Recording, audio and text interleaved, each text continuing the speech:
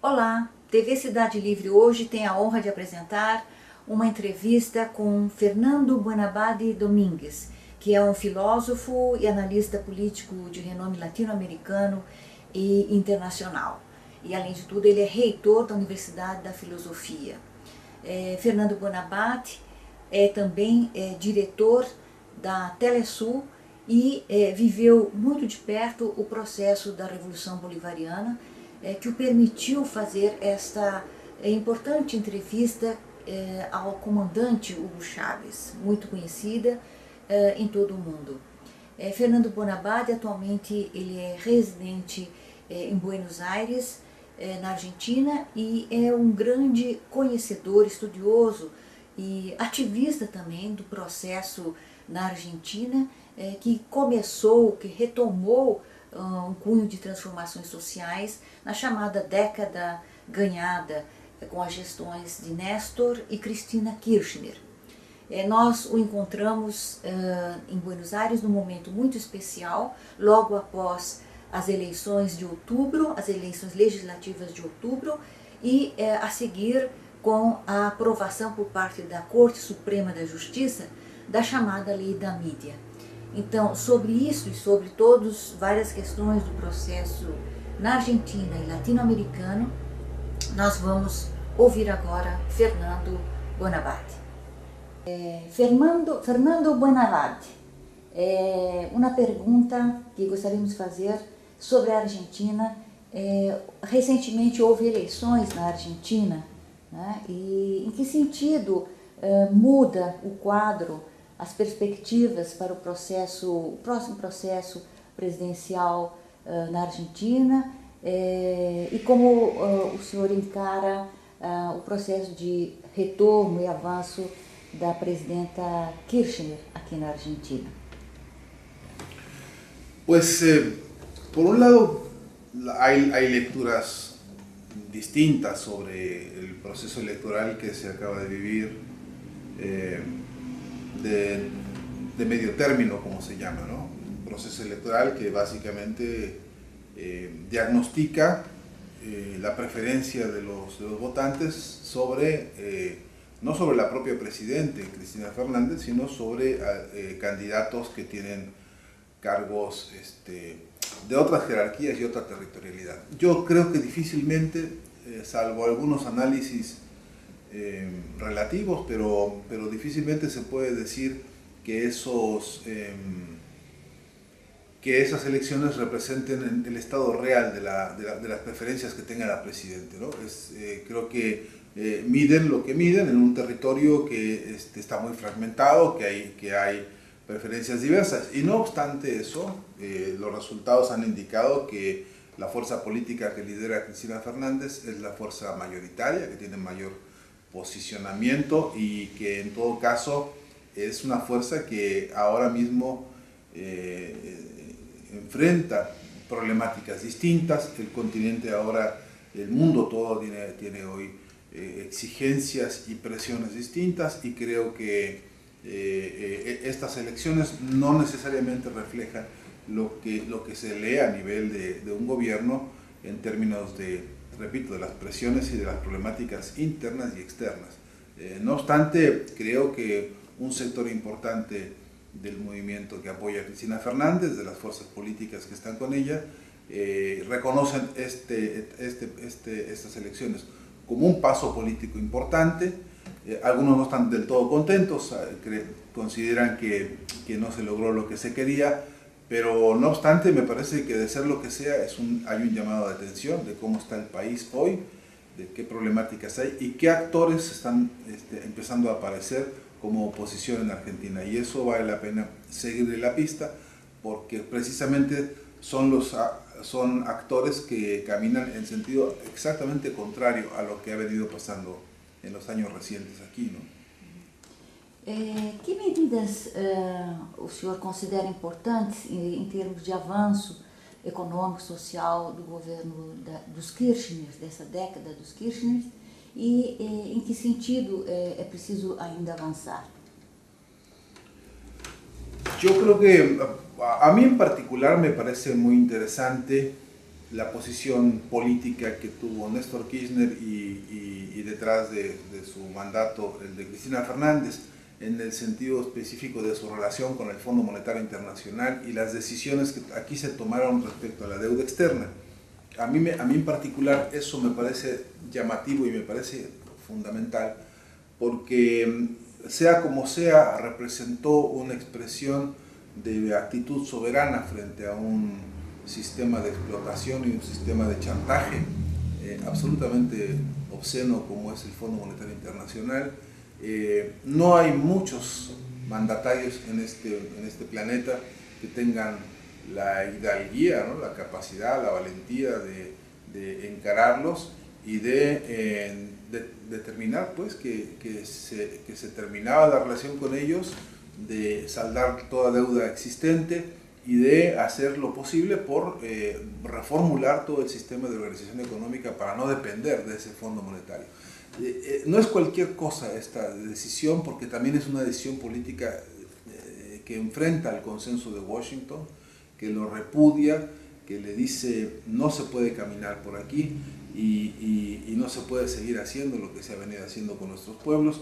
Y no solamente eso, esto desemboca también en la extraordinaria decisión política que fue dictar la muerte del ALCA, que por cierto era un proyecto de la mano del consenso de Washington, del Fondo Monetario Internacional, que quería volver a vendernos las mismas canalladas económicas contra los pueblos. A mí me parece que esa ha sido una de las medidas más llamativas. Yo me siento realmente interesado por estudiar no solamente las causas, sino los alcances, y no solamente en el corto plazo, sino a largo plazo. Ahora mismo, un sector muy importante de la población de este país ha recibido beneficios económicos de asistencia, incluso de urgencia, ¿no? Asistencia económica urgente para poder devolver a los niños a las escuelas, para poder proveer un mínimo básico de asistencia y de educación desde las escuelas primarias hasta las universidades. Aquí en este país hay un florecimiento extraordinario de universidades que tienen una cantidad muy importante de nuevos estudiantes. Muchos de ellos son personas que provienen de familias que nunca antes tuvieron posibilidad de estar en una universidad. No son pocos, es un porcentaje, me parece, que rebasa el 80% de estudiantes hoy inscritos en universidades, que en otro momento hubiera sido imposible. Estos son resultados de haber tomado una decisión de la macroeconomía argentina para empezar a proveer recursos que, en lugar de que se fugaran hacia el Fondo Monetario Internacional, ahora mismo se están dirigiendo a proyectos educativos, proyectos de salud, etc. En el campo de la salud, ¿usted nos puede decir algunos datos? ¿Cuáles son los avances en el campo de la salud? Sí, bueno, yo tengo no tengo datos, cifras, no manejo las cifras, no soy experto en eso, pero tengo la claridad de conocer casos en los que, por ejemplo, en la propia provincia de Buenos Aires, en el sector llamado La Matanza, la construcción de hospitales, por ejemplo, públicos, ha sido realmente una audacia política, económica y técnica muy grande. Es en esa zona de La Matanza, que es una de las más pobladas del país, que ha tenido mayores postergaciones y que es decisiva a nivel político en Argentina. En ese lugar, por ejemplo, el proyecto de desarrollo de salud pública ha sido crucial. Incluso el abastecimiento tecnológico, la actualización tecnológica en el país, llevado de la mano de estos proyectos que se han impulsado, ha sido radicalmente distinto a lo que vimos hace 10 años, que fue el desastre. Mientras ocurría el vaciamiento de hospitales, mientras ocurría lo que se veía en las noticias desde cualquier país, veíamos a Argentina en un desastre económico de empobrecimiento brutal. Vemos ahora necesariamente un cambio fundamental. No soy de los que echa las campanas al vuelo y cree que esto ya es la solución paradisíaca, pero no tengo la menor duda de que hay esfuerzos enormes y de que hay preocupación y que hay dirigentes políticos de base que hoy están encauzando y movilizándose en cada territorio y en cada localidad justamente de la mano de esta política. Y en el caso específico de la salud pública, a mí me llama mucho la atención, en particular la atención a los problemas sobre salud reproductiva, a los avances que se han dado en este país respecto al derecho de las mujeres a decidir sobre sus cuerpos y sobre sus derechos reproductivos, y en eso este país es una vanguardia, ¿no? Inclusive, existe uma tradição aqui na Argentina que vem da época do Perón, e eu percebi que muitos trabalhadores têm o direito ao plano de saúde do governo, as obras sociais, como é que se chama. Como é que isso aí, no período de Menem, parece que foi meio privatizado, mas agora os Kirchners recuperaram essa política de saúde pública, benefícios públicos? Sí, es que acá se llama la década recuperada, ¿no? Y esa década recuperada, hasta donde yo entiendo, implica la recuperación de, por supuesto, de capítulos económicos muy importantes, capítulos que tienen que ver con la realidad que viven los millones y millones de argentinos que se vieron absolutamente postergados durante todo el periodo más rabioso del neoliberalismo y del menemismo, ¿no? Ahora mismo lo que tenemos enfrente ha sido un cambio de políticas en el sentido de un Estado que interviene en la política económica, en un Estado que está interviniendo en la dirección correcta, entiendo yo, que es atender a los más necesitados con urgencia y preocuparse porque haya mayor amplitud en el arco del empleo, que haya mejores condiciones salariales, que haya más libertades y mejores condiciones para que los trabajadores luchen por sus mejoras económicas.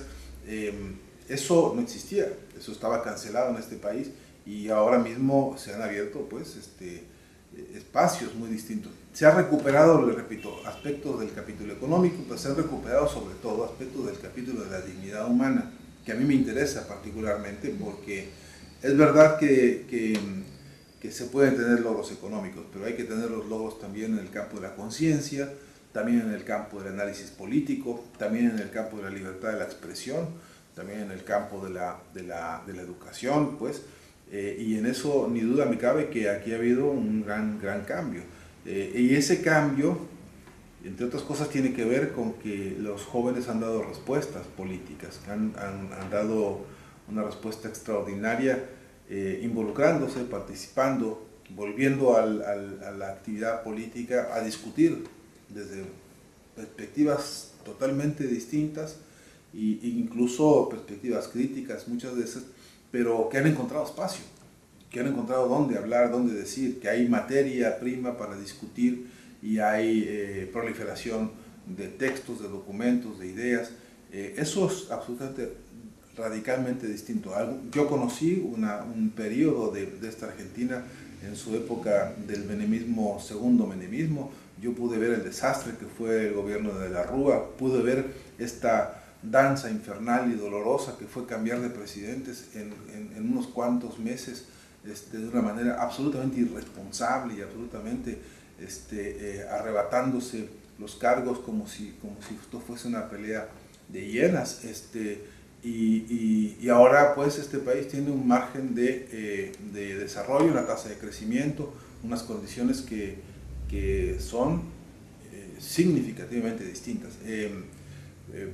No hace falta repetir todas las veces que uno quiere ir por más, dice la propia presidenta Cristina Fernández. Quizá en el punto de conciencia de su propio proyecto, el punto ese profundo en que Cristina Fernández mira hacia atrás y hacia adelante y dice ella siempre hay que ir por más, ¿no? Esta lógica de su propio proyecto en el que ella me parece que siente el motor de la historia que está viviendo y que la obliga a ir, a empujar hacia adelante, ¿no? El resultado de las elecciones anteriores me parece abre una bisagra importante para que esta consigna sistemática del proyecto político de Cristina Fernández impulse, ¿no? No veo otro camino posible para el proyecto de Néstor Kirchner y de Cristina Fernández, sino es ir por más, profundizar el proyecto, avanzar sobre problemas que se han venido quedando a la saga, ¿no? Y que también son desafíos para distinguirse de otros periodos históricos. Fernando, ontem no seminário, em homenagem a Hugo Chávez, foi tomado a questão da participação dos militares nesses processos na América Latina, justamente recordando que Hugo Chávez foi um militar, um coronel, e promoveu um processo muito profundo, mais profundo da América Latina e do mundo, em termos de participação do militar na transformação social. Como é que na Argentina se discute, como é que se analisa ou avalia a participação das correntes militares nacionalistas? Sabemos que aqui existe um trauma muito profundo, muito grande do período da ditadura, a resistência aos militares é muito grande, né? Mas ao mesmo tempo vimos que a Cristina Kirchner se referiu nas mobilizações que houve em La Plata para salvar os desabrigados da chuva, a participação de soldados, mais ou menos como tem sido na Venezuela, uma união cívico-militar. Como é que o senhor encara essa questão aqui na Argentina? En primer lugar porque los soldados, el ejército, los ejércitos, hoy podemos dividirlos entre los ejércitos que están al servicio de su pueblo y los ejércitos que están al servicio de las oligarquías, ¿no? O del capitalismo. Cuando uno dice ejército, dice nada. Tiene que decir si es un ejército popular, si es un ejército revolucionario, si es un ejército consciente de su pueblo y siente a su pueblo y le duele a su pueblo porque se siente su hijo, ¿no? O si es un ejército que se cree una élite, o es un ejército que se cree por encima de los pueblos, lejos de los pueblos, como el policía o como el golpeador de los pueblos. Esa ha sido nuestra historia en este continente, esta diferencia. Tuvimos movimientos de independencia todavía inconclusos, en los que los ejércitos populares independentistas fueron para nosotros bandera y gloria durante décadas y décadas, ¿no? Vimos nacer ejércitos populares en México, por ejemplo, para la Revolución Mexicana, para la independencia de México. Vimos nacer esos ejércitos que eran el pueblo mismo armado, ¿no? Y entonces ese ejército del pueblo armado, pues es el ejército que va a cuidar a su pueblo, ¿no? Al pueblo solamente lo salva el pueblo, lo sabemos, ¿no? Por otro lado, bueno, hemos vivido también una etapa en este continente dolorosa, oscura, terrible, de dictaduras de norte a sur y de este a oeste, en la que, entrenados por la Escuela de las Américas, entrenados por los intereses del imperio norteamericano, arrodillados en la indignidad incluso de ofender los símbolos y las armas de cada pueblo, ejércitos que se han prestado a toda la clase de traiciones y crímenes, con un prontuario delincuencial infinito. Felizmente eso llegó a un punto histórico en este continente en el que los ejércitos han empezado a comprender su papel en el proceso de la democracia, que no son conceptos reñidos, el ejército y la democracia, que son complementarios, necesarios, cuando realmente la democracia es lo que debe ser, ¿no? Voluntad transformadora de sus pueblos. Entonces eso se viene protagonizando y viendo de maneras distintas en distintos momentos del continente. Por supuesto que Hugo Chávez ha sido uno de los grandes motores de conciencia sobre esto que acabo de decir. Por supuesto que Hugo Chávez, él decía alguna vez de sus lecturas sobre León Trotsky, ¿no? Y las ideas del ejército que Trotsky organizó, decía, es que justamente cuando logramos esta simbiosis importante de los ejércitos, que sean capaces de ser salvaguarda no solamente de la nación en su constitución interna, sino además en la defensa de las agresiones externas, en ese punto el ejército se vuelve el gran compañero necesario del proceso democrático. En Argentina en particular hemos visto en muy pocos años un salto dramático, extraordinario, realmente llamativo y realmente digno de estudiar e imitar en toda América Latina, donde por una parte se ha consolidado el gobierno civil y constitucionalista. Por otro lado, ese gobierno civil y constitucionalista ha volteado los ojos a su propia historia de manera crítica, y hemos visto cómo la mirada crítica de un gobierno camina hacia la reparación, por ejemplo, de las terribles consecuencias de la dictadura en este país. Y entonces, primero, derogar las leyes que amparaban a los dictadores criminales. Segundo, instruir proceso legal correcto contra estos criminales, llevarlos al juicio, debido proceso, garantizarles su legítima defensa, pero al final de cuentas, armados con la razón y con las leyes, conducirlos a las celdas de castigo. Y aquí han sido sentados, acusados y encarcelados todos los dictadores.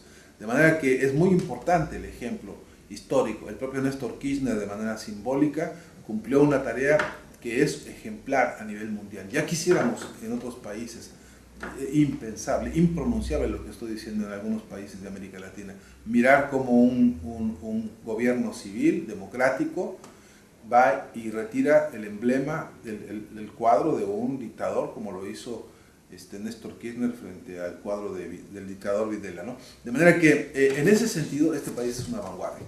En ese sentido Argentina nos ha ofrecido este magnífico regalo. Y por si esto fuese poco, ahora mismo ya se discute la necesidad de ir a buscar también a todos aquellos civiles que apoyaron a esta dictadura, que en el sector industrial, que en el sector oligarca de este país fueron cómplices y beneficiarios, por cierto, económicos.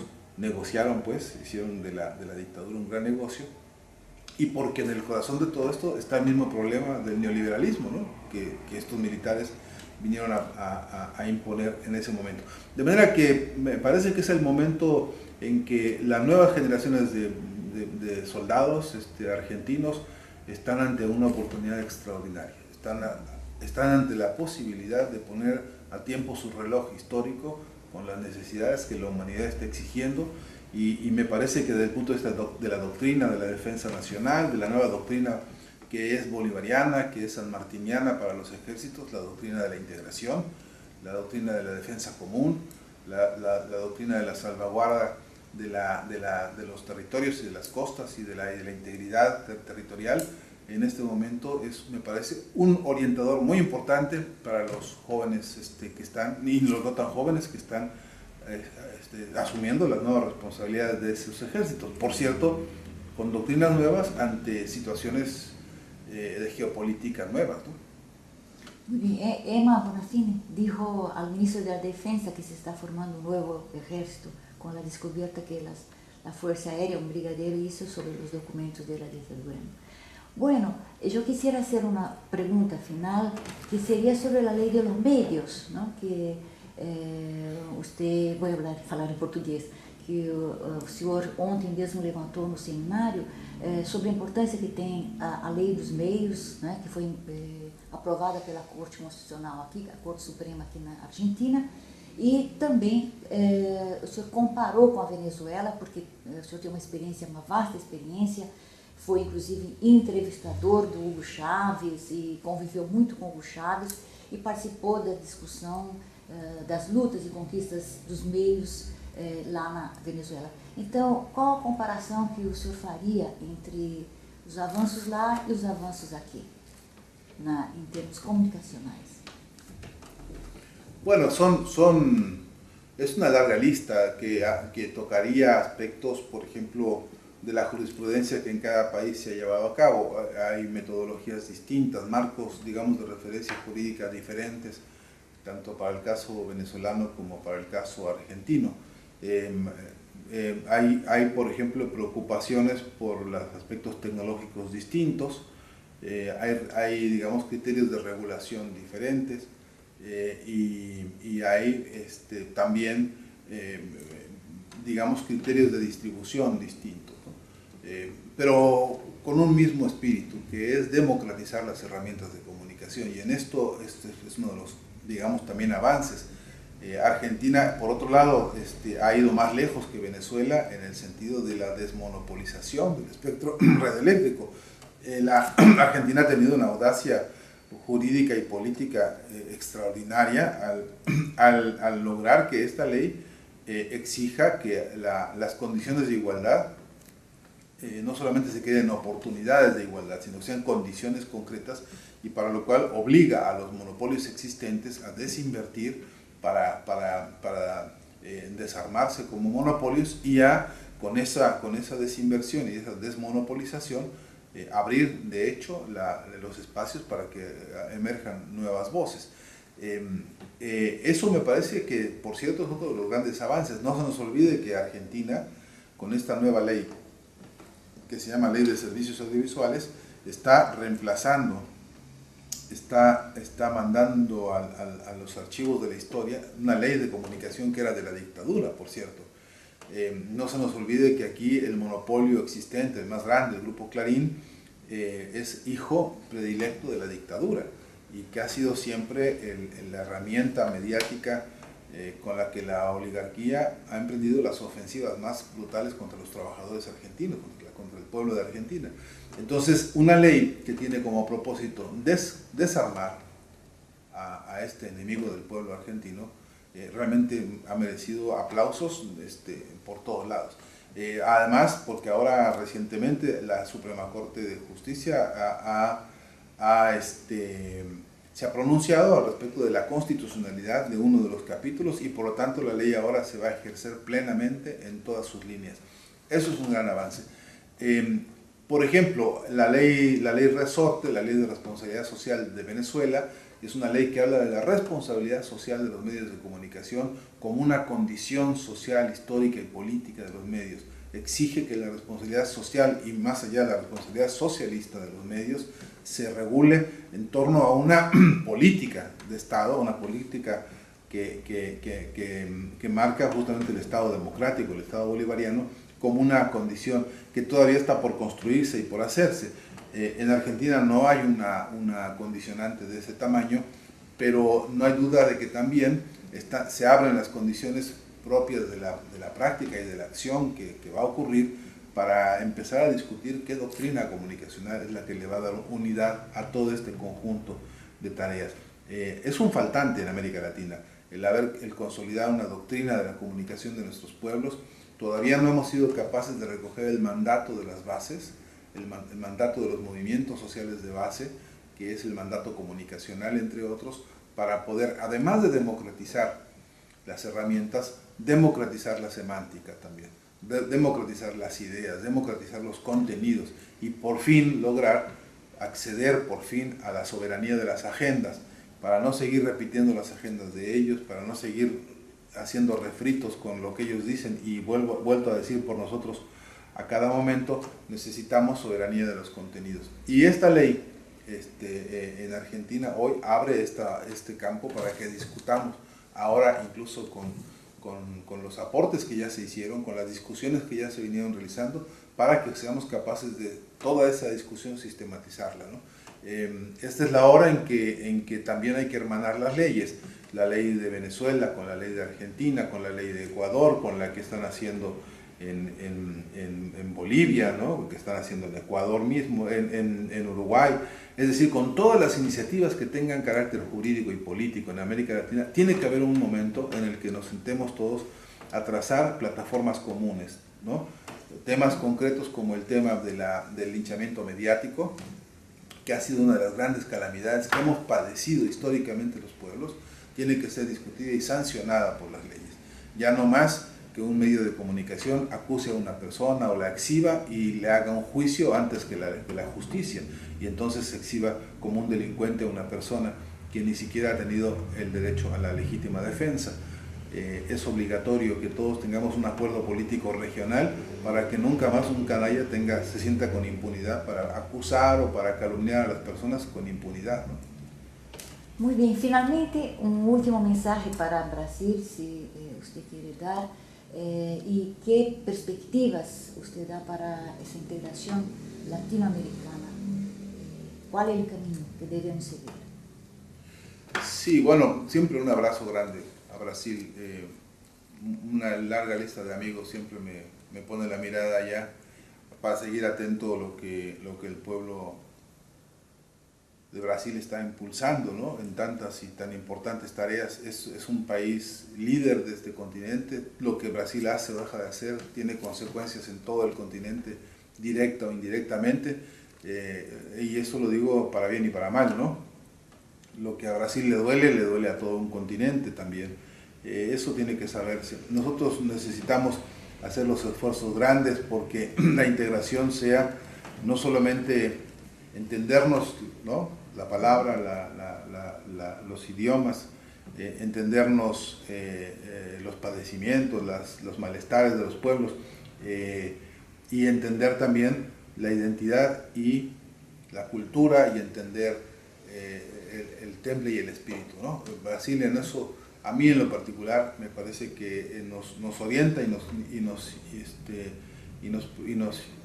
deja muchas influencias, porque es un pueblo que, a pesar de los pesares, tiene una alegría y una fortaleza y un estado de ánimo y un espíritu de celebración de la vida y de la lucha, que realmente es para todos nosotros un ejemplo. Creo que Brasil tiene que hacer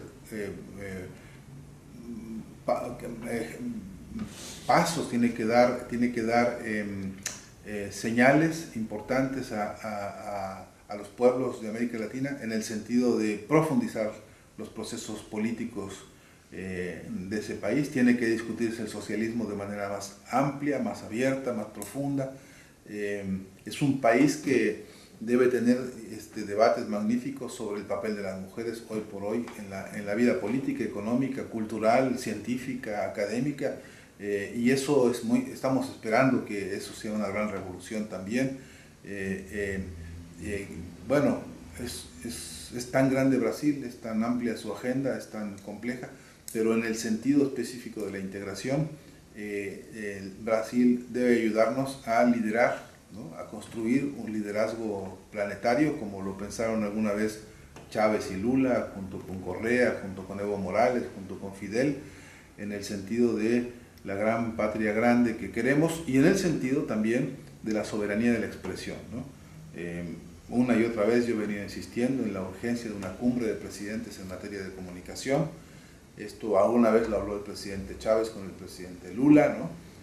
Sé que la presidente Dilma ha escuchado sobre esto, lo han escuchado otros mandatarios de la región, y bien poderoso que sería que tuviéramos un momento ya pronto, esta reunión cumbre de los países de UNASUR, los países del ALBA, los países de convocación democrática, que se sentaran los presidentes de la región a discutir políticas emancipadoras en materia de comunicación, políticas que tengan que ver con regular los mercados, intervenir en los mercados de la comunicación de manera democrática y decisiva, que sea intervenir en la transferencia tecnológica que representa millones y millones de dólares anuales comprando tecnología que nosotros no fabricamos, ¿no? Que podamos tener una gran revolución educativa y universitaria para que nuestros estudiantes ya no se eduquen como servidores de la mercancía comunicacional, ¿no? Una gran cruzada por la nueva epistemología de la comunicación, emancipadora y emancipada al mismo tiempo. Nos hace falta un encuentro continental para discutir las nuevas leyes y lo que hay que afinar en materia jurídico-política, y nos falta pues también el gran acuerdo y el consenso de nuestras agendas, ¿no?, de nuestros temas. Tenemos padecimientos comunes, nos aqueja el alcoholismo en todo el continente, en nuestros pueblos, de manera dramática, y tenemos que hacer un proyecto de política continental contra eso, que no beneficie más que a las grandes industrias que venden bebidas alcohólicas y de tan pésima calidad y de tan pésimo valor, que afecta a la nutrición, que afecta a los huesos, que afecta a la salud entera.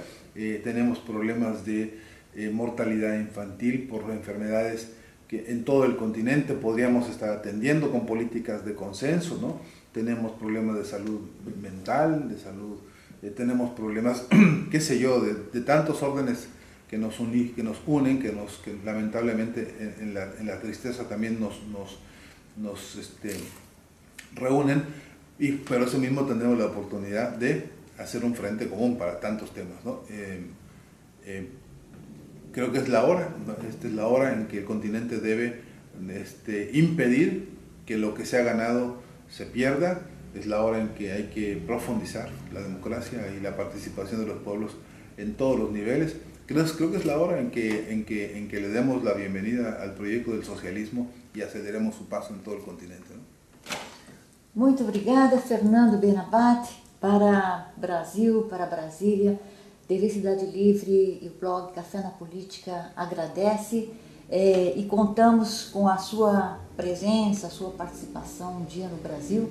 Enquanto isso não se dê, essas ideias, esse vídeo vai ter uma repercussão muito grande, vai chegar ao coração e às mentes dos brasilienses e dos brasileiros. Muito obrigada. Obrigado.